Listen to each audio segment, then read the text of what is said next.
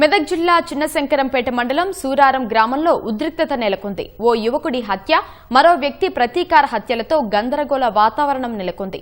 చిన్నశంకరంపేట మండలం సూరారం గ్రామానికి చెందిన శ్రీధర్ అనే యువకుడిని, అదే గ్రామానికి చెందిన ప్రభాకర్ పాత కక్షలతో నిన్న ఆటోతో ఢీకొట్టి హత్య చేశాడు. ఈ క్రమంలో మాసాయిపేటలోని ఓ డాబా వద్ద శ్రీధర్ బంధువులకు ప్రభాకర్ తండ్రి యాదగిరి కనిపించడంతో ఆగ్రహంతో అతనిపై దాడి చేసి చంపారు. యాదగిరి మృతదేహాన్ని బండరాయి కట్టి హల్దీవాగులో పడేశారు. ఇద్దరి మృతితో గ్రామంలో ఉద్రిక్తత నెలకొంది. పోస్టు మార్టం నిమిత్తం నర్సాపూర్ ప్రభుత్వ ఆసుపత్రిలో యాదగిరి మృతదేహం, తూప్రాన్ ప్రభుత్వాసుపత్రిలో శ్రీధర్ మృతదేహం ఉంది. తూప్రాన్ డీఎస్పీ నరేందర్ గౌడ్ ఆధ్వర్యంలో సూరారం గ్రామం సహా 2 ఆసుపత్రుల వద్ద పోలీసు భారీ బందోబస్తు ఏర్పాటు చేశారు.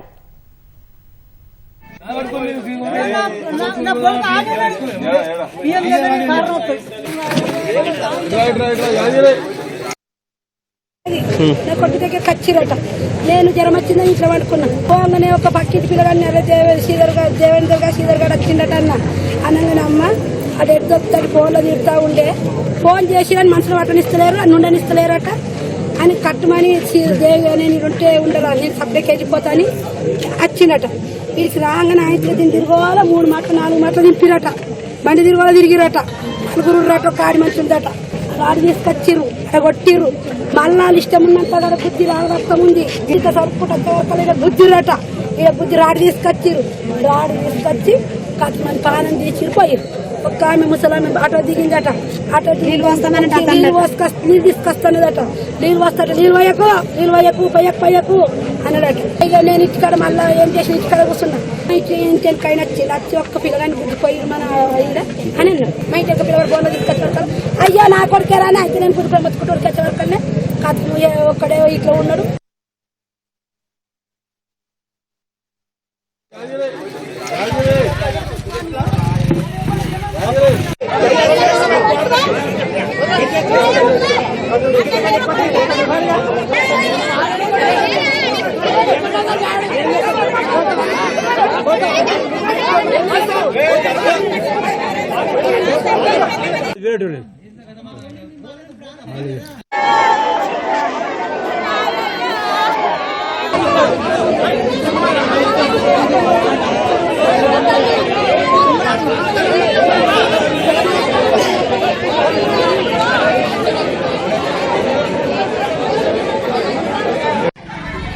జరుగువేను.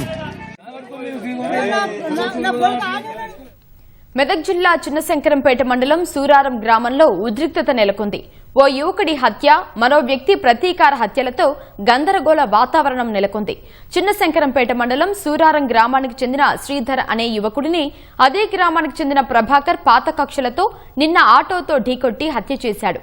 ఈ క్రమంలో మాసాయిపేటలోని ఓ డాబా వద్ద శ్రీధర్ బంధువులకు ప్రభాకర్ తండ్రి యాదగిరి కనిపించడంతో ఆగ్రహంతో అతనిపైకి దాడి చేసి చంపారు. యాదగిరి మృతదేహాన్ని బండరాయికి కట్టి హల్దీవాగులో పడేశారు. ఇద్దరి మృతితో గ్రామంలో ఉద్రిక్తత నెలకొంది. పోస్టు మార్టం నిమిత్తం నర్సాపూర్ ప్రభుత్వ ఆసుపత్రిలో యాదగిరి మృతదేహం, తూప్రాన్ ప్రభుత్వాసుపత్రిలో శ్రీధర్ మృతదేహం ఉంది. తూప్రాన్ డీఎస్పీ నరేందర్ గౌడ్ ఆధ్వర్యంలో సూరారం గ్రామం సహా 2 ఆసుపత్రుల వద్ద పోలీసులు భారీ బందోబస్తు ఏర్పాటు చేశారు. సూరారం గ్రామంలో ఉద్రిక్తతలతో పోలీసులు బందోబస్తు ఏర్పాటు చేశారు. అక్కడి తాజా పరిస్థితిని మా ప్రతినిధి ప్రశాంత్ అడిగి తెలుసుకుందాం. ప్రశాంత్, చెప్పండి, గ్రామంలో ప్రస్తుత పరిస్థితి ఎలా ఉంది? ప్రస్తుతం చూసినట్లయితే ఉమ్మడి మెదక్ జిల్లాలోని మనకి చేగుంట మండలంలో తీవ్ర విషాదాలు నెలకొందని చెప్పవచ్చు. పాత కక్షలు అంటే ఇరువురు స్నేహితులు అయినప్పటికీ వారి సాన్నిహిత్యంతో ఇద్దరు కలిసి ఒక ఆటో కొనుక్కున్న పరిస్థితి ఉంది. ఆటో ఈఎంఐ కట్టే విషయంలో చెలరేగిన గొడవ అది చిలిపి గాలివైనట్టుగా మనకి తీవ్ర విషాదాన్ని నింపింది. చివరికి వచ్చేసరికి ఒకరినొకరు కొట్టుకుని చంపుకొని ప్రాణాలు తీసుకునే వరకు వెళ్ళిందని చెప్పవచ్చు.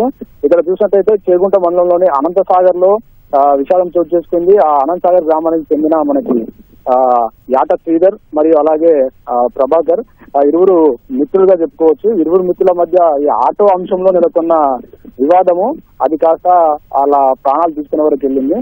నిజంలోకి వెళ్తే ఏంటంటే ఆ ఈఎంఐ పెట్టి ఆటో తీసుకున్నారు ఇద్దరు కలిసి. కొద్ది రోజులు ఇది సాహిత్యం సాఫీగానే సాగింది. ఈ నేపథ్యంలో కొద్ది రోజుల తర్వాత ఈఎంఐ నువ్వు కట్టమంటే నువ్వు కట్టు అంటూ ఇద్దరి మధ్యలో ఒక వివాదం అయితే నెలకొంది. అది కాస్త కొద్ది రోజుల తర్వాత తీవ్ర ఇద్దరి మధ్యలో మనస్పర్ధలు తీసుకొచ్చింది. ఈ నేపథ్యంలోనే యాట శ్రీధర్ అనే వ్యక్తి ఒంటరిగా వెళ్తున్న నేపథ్యంలో ప్రభాకర్ అతన్ని ఆటోలో వెంబడించి వెనక నుంచి బైక్ పై ఢీకొట్టడం జరిగింది. ఈ ప్రమాదంలో శ్రీధర్ తీవ్రంగా గాయపడ్డాడు. గాయపడిన వెంటనే అతనిపై నుంచి ప్రభాకర్ ఏదైతే ఆటో ఇద్దరు కలిసి కొనుక్కున్న ఆటో ఏదైతే ఉందో అదే ఆటోతో అతని పైన ముందుకి వెనక్కి 2-3 సార్లు తీసుకెళ్లినట్టుగా కూడా మనకు తెలుస్తా ఉంది. ప్రమాదంలో శ్రీధర్ అక్కడికక్కడే మరణించడం జరిగింది. ఈ విషయం తెలుసుకున్న తర్వాత శ్రీధర్ కుటుంబ సభ్యులు అతని స్నేహితులు ఎవరైతే ఉన్నారో వాళ్ళు ఒకంత తీవ్ర ఆవేదనతో ఉండి ప్రభాకర్ కుటుంబ సభ్యుల పైన దాడి చేసే ప్రయత్నం చేశారు. ఈ నేపథ్యంలోనే ఒకంత ప్రభాకర్ తండ్రి వారికి కట్టబడిన సమయంలో అతని పైన ఆవేశంతో దాడి చేశారు. దాడి చేసిన వెంటనే అతను కూడా తీవ్రంగా గాయపడ్డాడు. గాయపడ్డ తర్వాత అతన్ని తీసుకెళ్లి అతనికి ఒక బండరాయిని కట్టి సమీపం మనకి అక్కడ హల్దీవాగు అనేది ఉంటుంది, ఆ హల్దీవాగులో పడేయడం జరిగింది.